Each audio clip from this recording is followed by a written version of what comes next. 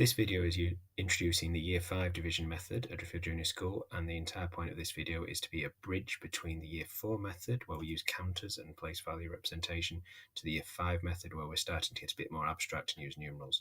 Before we begin, it's worth remembering that a 1 in the tens column for both methods is obviously worth 10, and a 1 represented in the hundreds column is worth 100. So, to begin with, the first step is we must represent the number. Year 4, we've got counters, we've got 3 hundreds, 1 10 and 2 ones, so that represents 312. The Year 5 method, we've got the dividend here, we've got 3 in the hundreds, 1 in the tens, and 2 in the ones, 312.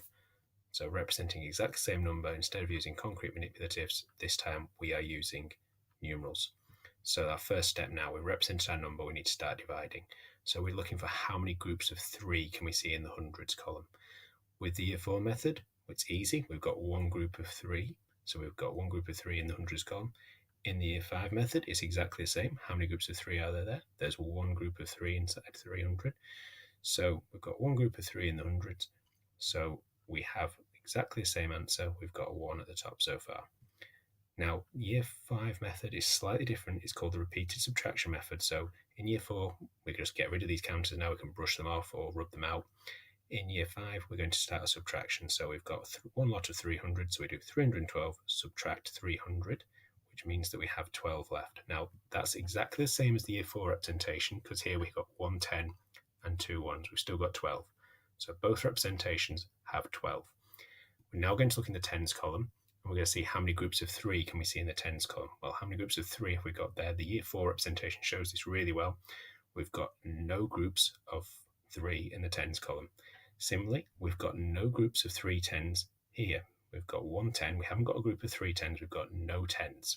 So both of them we're recording that we've got no groups of 3 in the tens column. Year 4 and Year 5 now both have to do a bit of renaming. We can't just leave that there. So in the Year 4 method, we crossed that counter out and we renamed it as 10 ones. Now there were already 2 ones there, so that gave us 12 ones in the ones column. The Year 5 method, we've got 1 10 and 2 ones. We're just going to rename it just because it makes more sense from a place value point of view. So instead of saying that we've got 1 10 and 2 ones, we're renaming that to being 12 ones. At this point, we move on to the final column. So we're looking at for how many groups of 3 can we see in the ones? Well, with counters, we can highlight that we've got 4 groups of 3. Year 5 method, we're looking how many groups of 3 are there in 12 ones? Well, there are 4 groups of 3 in 12. So we have got 4 groups of 3. Both questions now, both methods, we've got 104. So 312 divided by 3 is 104. Just to make sure that there's no remainder, we can just check in the Year 4 method. We can see we've got no counters left over. So we're all done, got rid of all our counters. In the Year 5 method, we're now just going to do a final subtraction. 3 lots of 4 is 12. So 12 taken with 12 is nothing. We have no remainders. So we've got final answer, 312 divided by 3 gives us 104.